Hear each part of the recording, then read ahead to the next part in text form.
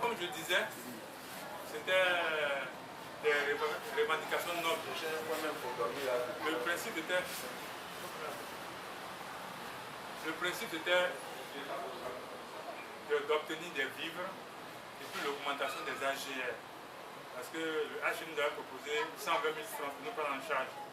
J'appelais ça, c'était le programme d'autonomisation. 120 000 francs pour pouvoir créer des petites activités pour nous prendre en charge en compensation des vivres qu'ils avaient supprimés. Donc, quand les femmes ont commencé, nous tous étions pour. Parce que c'était pour avoir des vivres et puis augmentation des AGR. Mais à la fin, un petit groupe derrière les femmes qui ont posé d'autres revendications. C'est-à-dire maintenant, ce n'est plus les vivres, mais c'était maintenant pour obtenir une réinstallation à l'étranger, comme ils appellent une nouvelle terre d'asile. Une réinstallation à l'étranger. Bon, nous, en tant que...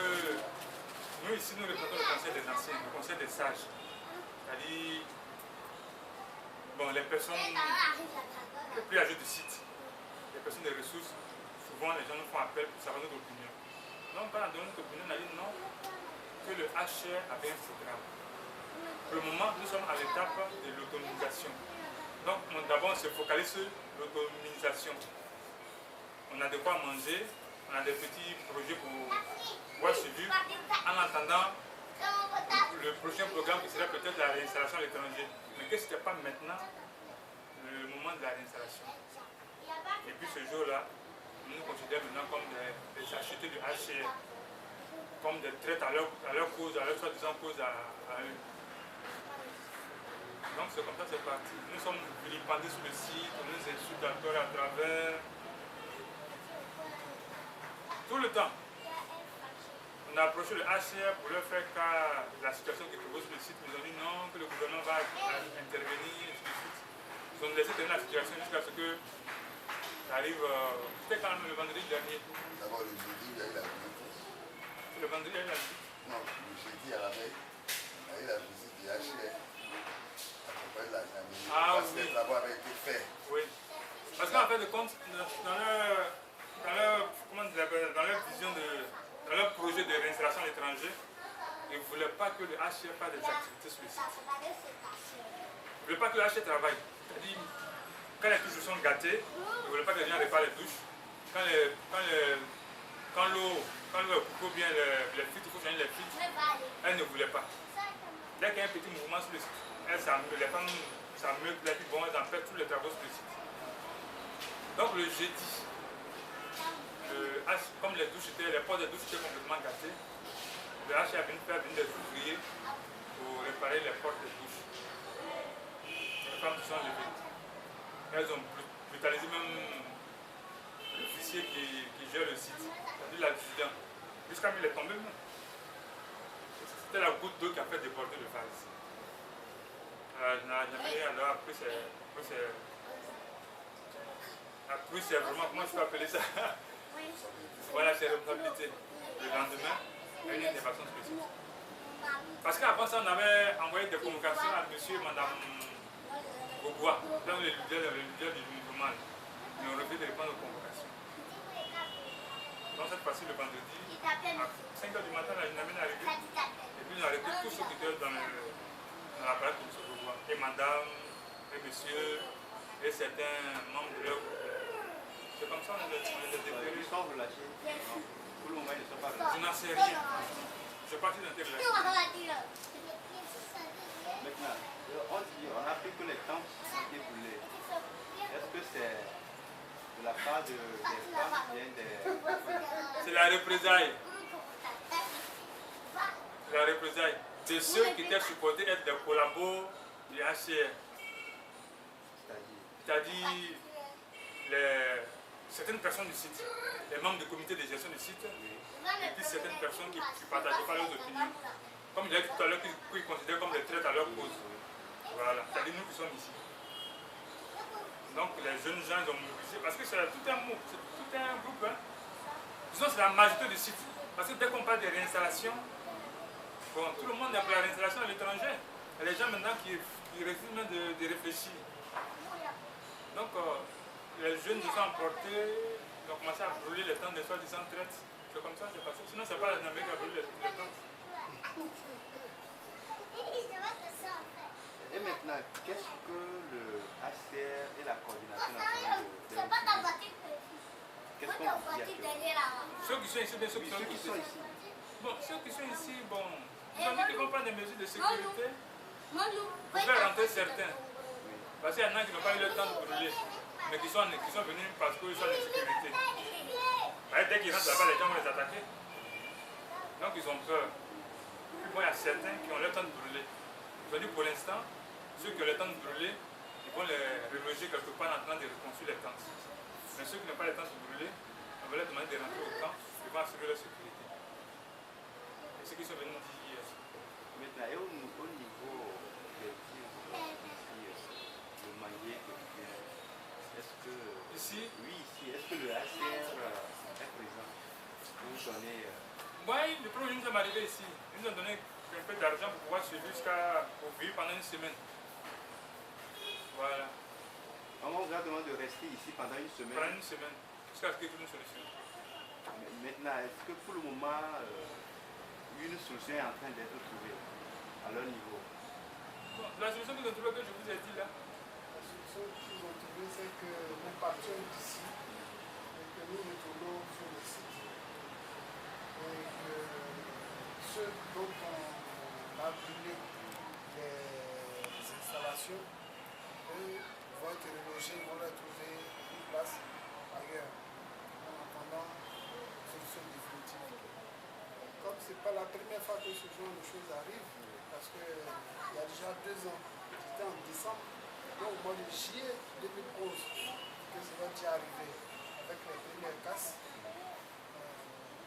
Le comité dans le temps, il avait mis ils les avaient mis quelque part en sûreté. Et puis quand il y a eu la calmie, ils sont repartis.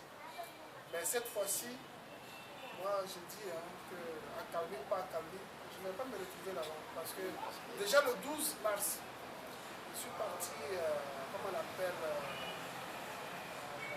protection HCR, pour signaler que j'en avais assez d'être vilipendé pour des choses que je n'ai pas faites. Donc on m'accuse parce que c'est toujours oh, il fait ceci, oh, il fait ça, oh, il fait ça. Mais qu'est-ce qu'il fait exactement? Il ne fait pas. Cette situation, je l'ai décriée avec le HCR. Il a dit à monsieur, vous devriez, je me suis débrouillé, je suis sorti du camp, je suis parti rester ailleurs. Et il y a eu cette coupe d'eau qui a débordé le vase le vendredi avec leur intervention. Notre chance, c'est que ils sont intervenus aux environs de 5h30 jusqu'à 6h. Donc, les autres ont eu le temps, enfin, ils n'ont pas eu le temps de réagir vite. Parce que des gens qui sont venus mettre du feu aux tentes, aux maisons avec de l'essence, des gens qui ne vendent pas, qui ne sont pas des vendeurs d'essence, des vendeurs d'essence, qui veulent brûler les maisons et les tentes avec de l'essence, ça veut dire qu'il y a longtemps qu'ils attendaient, ils savaient que ça allait arriver. Parce que M. Bougua lui voulait qu'on arrive à cette situation-là. Il faut qu'on aille jusqu'au bout et que j'ai comme l'impression que les H aussi attendent qui est mort d'homme avant de réagir. Qui est mort d'homme avant de réagir. Mais je ne veux pas être une victime où je ne vais pas exposer un membre de ma famille à cela, mon entourage à cela. Qu'il y ait un mort d'homme avant de réagir. Parce qu'on les a prévenus et ce qu'on leur a dit là, ils ont pris ça comme... ils ont pris ça à la légère. Voilà ce qui est arrivé. Parce qu'aujourd'hui, presque tout le monde, ils sont moudrés par les histoires de l'installation de voyage. Et moi, je dis que ce n'est pas l'histoire de Gbagbo qui les amène à réagir de cette façon. Non. Non. Donc, on a brûlé les tentes avant l'intervention des forces de l'ordre. Non. C'est dans la représailles même. En représailles à l'arrestation de Mme Bougua et de M. Bougua, qu'ils ont incendié Après le départ de la gendarmerie. C'est après le départ de la gendarmerie. C'est après le départ de la gendarmerie. Oui. C'était une opération ponctuelle. Ils sont venus d'arrêter M. et Mme Bougua. Ils se sont retirés. Quand ils sont partis, c'est là maintenant les jeunes ont commencé à embraser le camp, commencé à brûler le camp. Contre tous ceux qui étaient, disons, supposés retraite. C'est-à-dire qu'ils n'étaient pas acquis à leur cause. Voilà. Ils sont passés individuellement d'abord commencé par le président Zaouli, ensuite chez Monoué, ensuite chez Amos, chez M. Amos, chez lui, chez Gaé. Moi j'étais enfermé chez moi. Quand ils ont voulu incendier, j'étais à l'intérieur quand il m'a pris pour m'aller visiter. Mais c'est ma proximité avec un des activistes qui a fait qu'ils ne m'ont pas brûlé vif. Parce qu'il avait mis un auvent, son auvent, c'est plutôt que lui à sa maison, à sa case. Si on brûlait sa case, elle a attaqué le membre de l'autre. Sa femme lui a dit non, ne brûlez pas, attendez s'il arrive à déconnecter et puis elle a fait. Quel est aujourd'hui, face à cette situation, votre message de cri de cœur? C'est l'endroit de qui? L'endroit du AC, quel endroit de la communauté du système qui s'occupe de nous?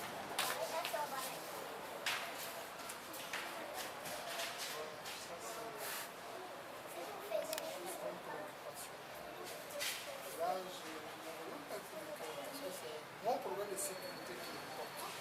Mon problème de sécurité. Parce que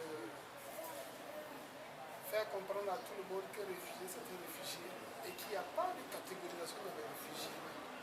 Parce que pour certains, un réfugié, c'est celui qui est issu de 2011. Moi, un réfugié, là, il peut avoir été réfugié depuis 1945, être au Togo ici. Mais il s'est réfugié ici, il sait pourquoi il s'est réfugié. Si aujourd'hui les réfugiés ivoiriens sont plus en compte, il n'est pas question qu'on exclue. Et que chacun a son problème. Mais ça, là, je ne peux pas l'expliquer à tous les Ivoiriens. Tu ne peux pas expliquer ça aux réfugiés de 2002, tu ne peux pas expliquer ça aux réfugiés de 2011. Parce que chacun est réfugié selon lui par rapport à la situation qu'il peut. Dans cette façon de voir là, c'est mon problème de sécurité qui m'importe. Mon problème de sécurité, la Côte d'Ivoire, je ne peux pas y retourner. Si j'y vais, qu'est-ce que je ne vais pas y retourner. Non. J'ai cru à mon pays, c'est pour cela que je n'ai pas voulu laisser en France. C'est pour cela que je n'ai pas voulu laisser en France. Il y a tout. Nifa Diaby, quand ce sont des gens qui ne sont pas partis en France pour ici, il y a tout dans mon pays. Comment on tue les gens comme ça, comme des mouches là. Je ne peux plus retourner. C'est pas à mon âge là que je vais retourner. Pour faire quoi? Si j'arrive au Togo, parce que je raisonne mes enfants pour leur dire, on vous fait, ce sont des arnaqueurs qui sont en train de faire là. Il y a, le coordonnateur nous a appris une semaine avant qu'il y a 3 Ivoiriens qui sont mis ensemble. Un responsable, plus, comment on appelle ça? Bonsoir madame, J'ai besoin de vous. D'accord, ok, d'accord. Dis de descendre vos bagages. D'accord, je prends les dispositions. Ok, madame.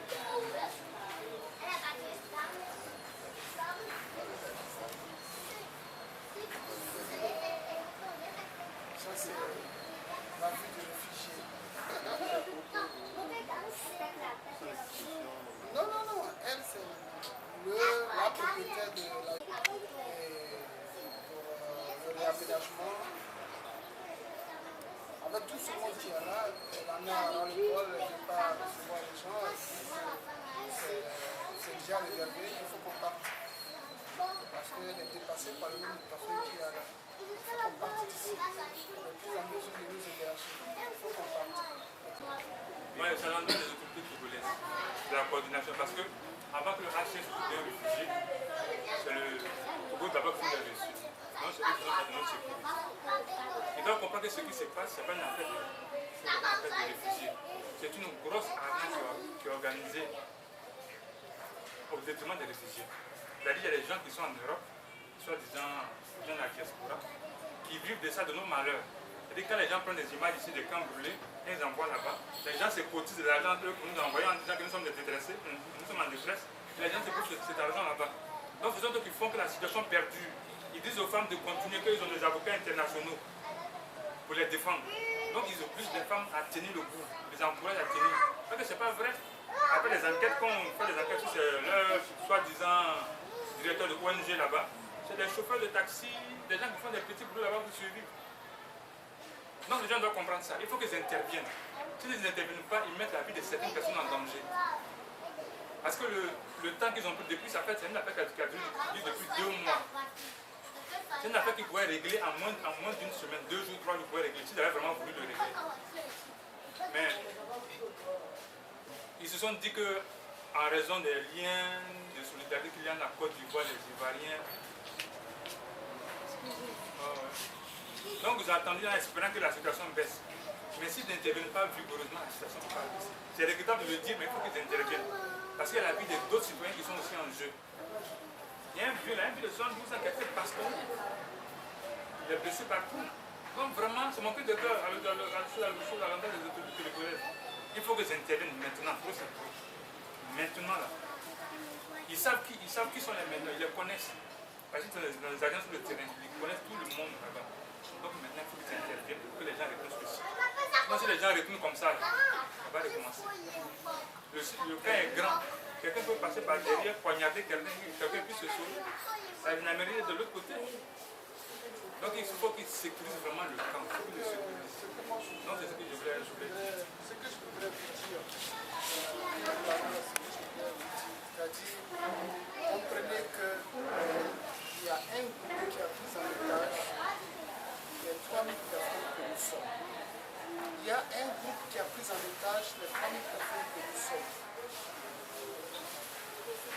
Nous sommes 3261 qui sont sur le camp. Et on nous fait croire aux jeunes gens qu'il y a 60 ONG européennes qui sont prêtes à nous embarquer tous, à partir avec nous à l'extérieur. Moi, à mon âge, je ne peux pas croire ce genre de choses-là. Je ne peux pas y croire. Ça, on n'a pas vu HCR. Et les documents que le HCR nous a donnés, qui ont fait qu'on s'identifie dans tous les agents du HCR, on dit que les documents sont faux. Et ce sont les mêmes documents qu'on demande aux gens de donner pour scanner et envoyer aux ONG. Où est la vérité? Le site n'existerait pas. Ce site sur lequel nous sommes n'existerait pas. Et on nous a dit, ça existe, voici les documents, la preuve. Et comme nous sommes regardants, montrez-nous la preuve. Ah non, excusez-nous, c'est un document qui date de 2007. En ce moment, en 2007, ce cas existait. Le camp n'a existé que le 14 avril, le 17 avril 2011. Donc en 2007, le camp a existé. Tout cela c'est piloté par monsieur et madame Bobois et puis certains. Vous comprenez, nous, notre position, c'est nous sommes là, au Togo, avec nos enfants, nos petits-enfants. Même s'ils ne sont pas de notre sang, ce sont des petits Ivoiriens qui vont faire l'avenir, qui sont l'avenir de la Côte d'Ivoire demain. Quand Charles a été réfugié, nous l'avons dit. Mais demain, ils vont faire l'avenir de la Côte d'Ivoire. On ne peut pas les exposer comme ça. De temps en temps, il faut qu'on leur dise non. Non, ça, c'est pas la bonne route, ça, c'est pas la bonne route. C'est peut-être pour cela que nous sommes retrouvés avec eux ici. Mais quand on le dit, ceux qui jouent leur carte, eux, nous sommes des traîtres. Nous sommes des traîtres. Vous allez dire, nous sommes des traîtres. Nous ne sommes pas pour nous justifier par rapport à ça. Nous, ils n'ont été traîtres ou pas. Mais nous ne sommes pas des traîtres. C'est pour l'avenir que nous avons. 3000 personnes, vous imaginez les cargos gros porteurs là. C'est 400. Aujourd'hui, c'est 400 personnes que les cargos peuvent prendre. 3000 personnes, il faut combien de hauts grands porteurs pour nous prendre? Divisé par 400. Ça fait au moins 8 avions. 8 avions, on va les aligner. Et les cars pour nous transporter pour aller jusqu'à l'aéroport, je ne sais pas si c'est comme ça que ça va se passer. Combien de cars il faut? De 60 places, mais de 100 places, il faut pour nous transporter. Les centaines de cars, nous sommes sur le territoire togolais. Et ce sont les Togolais qui vont signer les visas qu'on va avoir. Si c'est avec le progrès qu'on nous a donné, il y a quelqu'un qui va mettre son visa pour qu'on puisse partir. C'est pour ça que j'ai dit au coup de cœur, je ne peux pas l'expliquer parce qu'il faut dire ça aux Ivoiriens qui sont là. Mais je n'ai pas l'occasion de leur parler comme ça, de leur parler. Tant que tu ne parles pas de voyage, non, tu as pas tout. Parce qu'on veut voyager. On veut voyager.